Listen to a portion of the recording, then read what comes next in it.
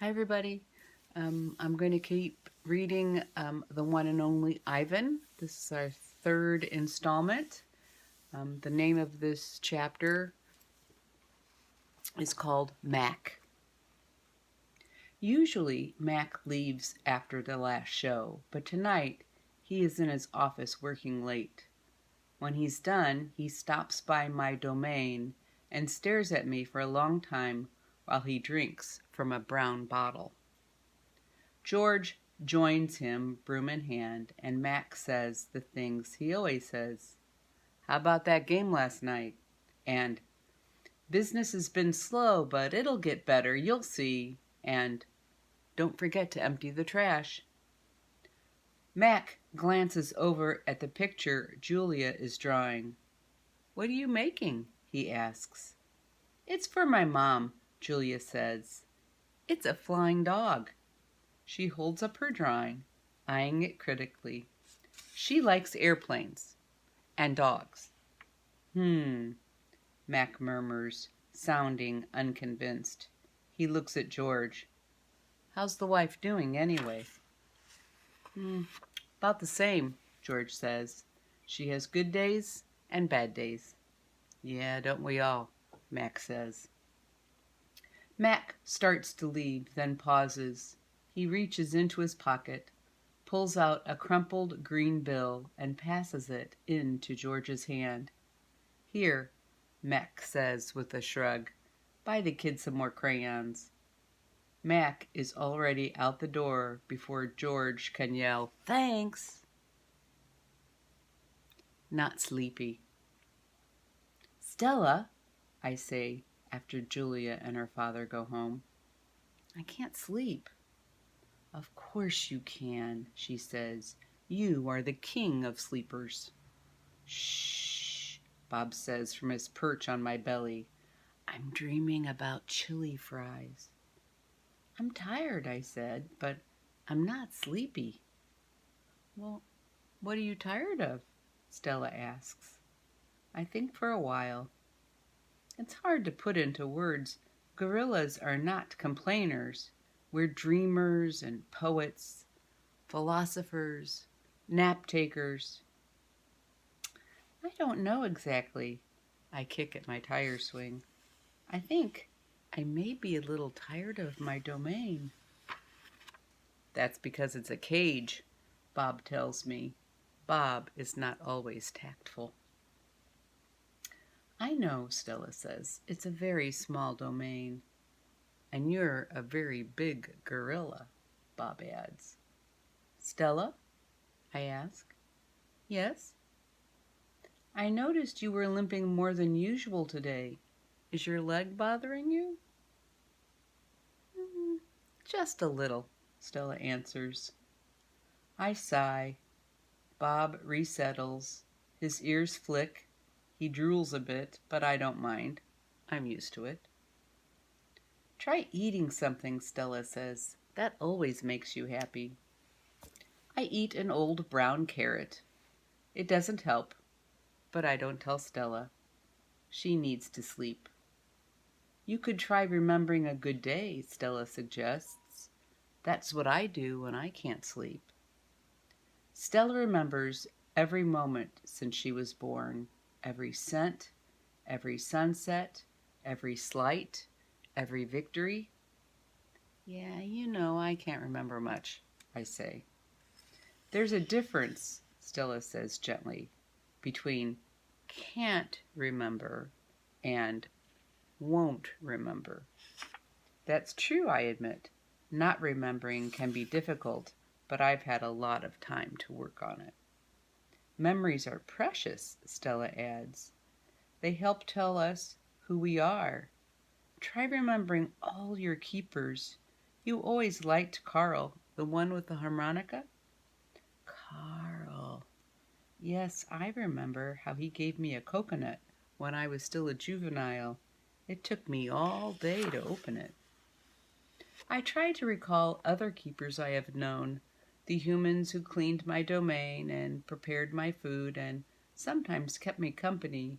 There was Juan, who poured Pepsis into my mouth and Katrina, who used to poke me with a broom when I was sleeping, and Ellen, who sang, "How much is that monkey in the window?" with a sad smile while she scrubbed my water bowl.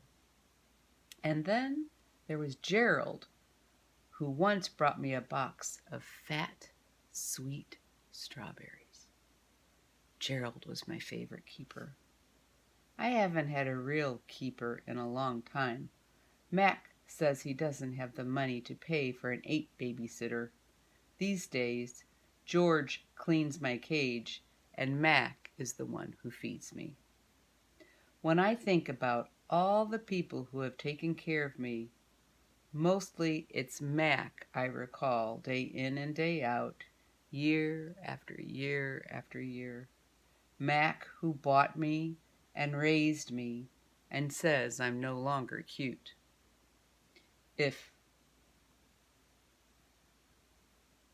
As if a silverback could ever be cute.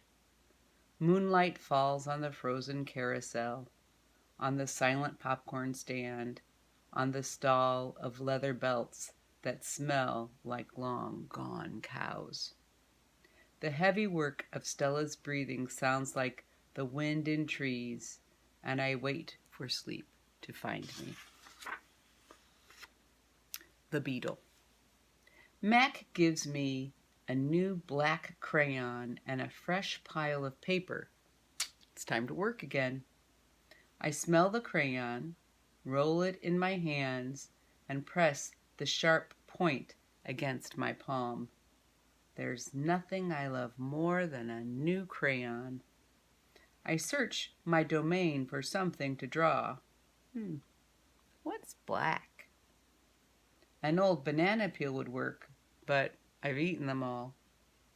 Knot tag is brown. My little pool is blue. The yogurt raisin I'm saving for this afternoon is white, at least on the outside. Something moves in the corner. Oh, I have a visitor. Luna, shh, quiet. That's our dog, Luna. Shh. Easy. A shiny beetle has stopped by. Bugs often wander through my domain on their way to someone else. Try that again.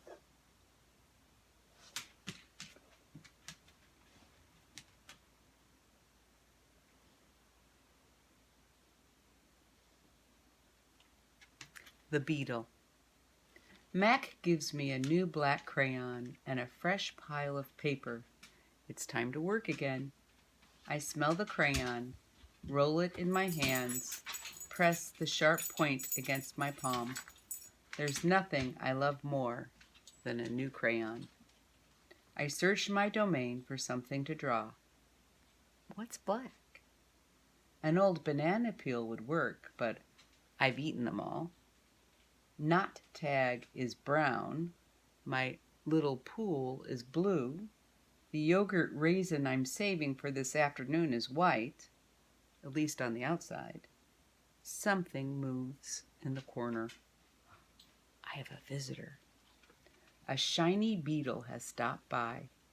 Bugs often wander through my domain on their way to somewhere else. Hello, beetle, I say. He freezes, silent. Bugs never want to chat. The beetle's an attractive bug with a body like a glossy nut. He's black as a starless night. That's it. I'll draw him. It's hard making a picture of something new. I don't get the chance that often, but I try. I look at the beetle, who's being kind enough not to move, then back at my paper. I draw his body, his legs, his little antenna, his sour expression. I'm lucky. The beetle stays all day. Usually bugs don't linger when they visit. I'm beginning to wonder if he's feeling all right. Bob, who's been known to munch on bugs from time to time, offers to eat him. I tell Bob that won't be necessary. I'm just finishing my last picture when Mac returns. George and Julia are with him. Mac enters my domain and picks up a drawing. "What the heck is this?" he asks. "Beats me what Ivan thinks he's drawn. This is a picture of nothing, a big black nothing." Julia's standing just outside my domain. "Can I see?" she asks. Mac holds my picture up to the window. Julia tilts her head, squeezes one eye shut, then she opens her eyes and scans my domain. "I know," she exclaims. "It's a beetle. See that beetle over there by Ivan's pool?" "Man, I just sprayed this place for bugs." Mac walks over to the beetle and lifts his foot. Before Mac can stomp, the beetle skitters away, disappearing through a crack in the wall. Mac turns back to my drawings. "So, you figure this is a beetle, huh?" "If you say so, kid." "Oh, that's a beetle for sure," Julia says, smiling at me. "I know a beetle when I see one." It's nice, I think, having a fellow artist around. Change. Stella is the first to notice the change, but soon we all feel it. A new animal is coming to Big Top Mall. How do we know this? Because we listen, we watch, and most of all, we sniff the air. Humans always smell odd when change is in the air, like rotten meat with a hint of papaya. Guessing. Bob fears our new neighbor will be a giant cat with slitted eyes and a coiled tail. But Stella says a truck will arrive this afternoon carrying a baby elephant. "How do you know?" I ask. I sample the air, but all I smell is caramel corn. I love caramel corn. "I can hear her," Stella says. "She's crying for her mother." I listen. I hear the cars charging past. I hear the snore of the sun bears in their wire domain, but I don't hear any elephants. "You're just hoping," I say. Stella closes her eyes. "No," she says softly. "Not hoping. Not at all." Jambo. My TV is off, so while we wait for the new neighbor, I ask Stella to tell us a story. Stella rubs her right foot against the wall. Her foot is swollen again, an ugly, deep red. "If you're not feeling well, Stella," I said, "you could take a nap and tell us a story later." "Oh, I'm fine," she says, and she carefully shifts her weight. "Tell us the Jambo story," I say. It's a favorite of mine, but I don't think Bob has ever heard it. Because she remembers everything, Stella knows many stories. I like colorful tales with black beginnings and stormy middles and cloudless blue sky endings, but any story will do. I'm not in a position to be picky. "Once upon a time," Stella begins, "there was a human boy. He was visiting a gorilla family at a place called a zoo." "What's a zoo?" Bob asks.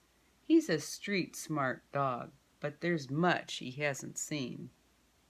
"A good zoo," Stella says, "is a large domain, a wild cage, a safe place to be. It has room to roam and humans who don't hurt." She pauses, considering her words. "A good zoo is how humans make amends." Stella moves a bit, groaning softly. "The boy stood on the wall," she continues, "watching, pointing, but he lost his balance and fell into the wild cage. Humans are clumsy, I interrupt. If only they would knuckle walk, they wouldn't topple so often. Stella nods. A good point, Ivan. In any case, the boy lay in a motionless heap while the humans gasped and cried. The silverback, whose name was Jambo, examined the boy, as was his duty, while his troop watched from a safe distance.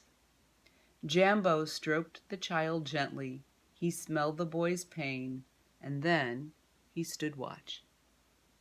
When the boy awoke, the humans cried out, "Stay still! Don't move!" because they were certain, humans are always certain about things, that Jambo would crush the boy's life from him. The boy moaned. The crowd waited, hushed, expecting the worst. Jambo led his troop away. Men came down on ropes and whisked the child to waiting arms. Was the boy all right? Bob asks. He wasn't hurt, Stella says, although I wouldn't be surprised if his parents hugged him many times that night in between their scoldings. Bob, who has been chewing his tail, pauses, tilting his head. Is that a true story? I always tell the truth, Stella replies, although I sometimes confuse the facts. Lucky. I've heard the Jambo story many times. Stella says that humans found it odd that the huge silverback didn't kill the boy. Why, I wonder, was that so surprising? The boy was young and scared, alone. After all, he was just another great ape. Bob nudges me with his cold nose. Ivan, he says, why aren't you and Stella in a zoo? I look at Stella. She looks at me. She smiles sadly with her eyes, just a little, the way only elephants can do. Just lucky, I guess, she says. Arrival. The new neighbor arrives after the 4 o'clock show. When the truck comes lumbering toward the parking lot, Bob scampers over to inform us. Bob always knows what's happening. He's a useful friend to have, especially when you can't leave your domain. With a groan, Mac lifts the sliding metal door near the food court, the place where deliveries are made. A big white truck is backing up to the door, belching smoke. When the driver opens the truck, I know that Stella is right. A baby elephant is inside. I see her trunk poking out from the blackness. I'm glad for Stella, but when I glance at her, I see that she is not glad at all. Stand back, everyone, Mac yells. We've got a new arrival. This is Ruby, folks. 600 pounds of fun to save us. This gal is gonna sell us some tickets. Mac and 2 men climb into the black cave of the truck. We hear noise, scuffling, a word Mac uses when he's angry. Ruby makes a noise too, like one of the little trumpets they sell at the gift store. Move, Mac says, but there is still no Ruby. Move, he says again. We haven't got all day. Inside her domain, Stella paces as much as she's able. 2 steps one way, 2 steps the other. She slaps her trunk against the rusty metal bars. She grumbles. Stella, I asked, did you hear the baby? Stella mutters something under her breath, a word she uses when she's angry. Relax, Stella, I say. It'll be okay. Ivan, Stella says, it will never, ever be okay. And I know enough to stop talking. Stella helps. The men are still yelling. Some of the yelling is at each other, but most of it is at Ruby. We hear scrambling, pounding, shifting. The side of the truck shudders. I'm starting to like this elephant, Bob whispers. I'm getting the big one, Mac says. Maybe she can coax the brat out of the truck. Mac opens Stella's door. Come on, girl, he urges. He unties the rope attached to the floor bolt. Stella pushes past Mac, nearly knocking him over. She rushes as best she can, limping heavily toward the open back door of the truck. She catches her swollen foot on the edge of the ramp and winces. Blood trickles down. Halfway up the ramp, she pauses. The noise in the truck stops. Ruby falls silent. Slowly, Stella makes her way up the rest of the ramp. It groans under her weight, and I can tell how much she is hurting by the awkward way that she moves. At the top of the incline, she stops. She pokes her trunk into the emptiness. You wait. The tiny gray trunk appears again. Shyly, it reaches out, tasting the air. Stella curls her own trunk around the babies, and they make soft, rumbling sounds. We wait some more. A hush falls over the entire Big Top Mall. Thud, thud. Step, step, pause. Step, step, pause. And there she is, so small she can fit underneath Stella with room to spare. Her skin sags and she sways unsteadily as she makes her way down the ramp. Not the greatest specimen, Max says, but I got her cheap from this bankrupt circus out west.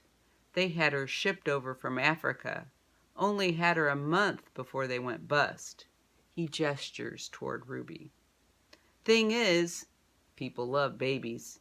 Baby elephants, baby gorillas. Heck, give me a baby alligator and I could make a killing. Stella ushers Ruby toward her domain. Mac and the two men follow. At Stella's door, Ruby hesitates. Mac gives Ruby a shove, but she doesn't budge. Doggone it, get a clue, Ruby, he mutters. But Ruby isn't moving, and neither is Stella. Mac grabs a broom. He raises it. Instantly, Stella steps in front of Ruby to shield her. Get in the cage, both of you, Mac shouts. Stella stares at Mac, considering. Gently but firmly, using her trunk, she nudges Ruby into her domain. Only then does Stella enter. Mac slams the door shut with a clang. I see two trunks entwined. I hear Stella whispering. Poor kid, says Bob. Welcome to the Exit 8 Big Top Mall and Video Arcade, home of the one and only Ivan. That's where we'll stop for right now. The name of the next chapter is called Old News, and we will continue reading this next week. If you have another chapter book you'd like me to read, please let me know by email, and I can give it a shot, or I will continue reading the one and only Ivan. Have a great weekend. Talk to you soon. Bye.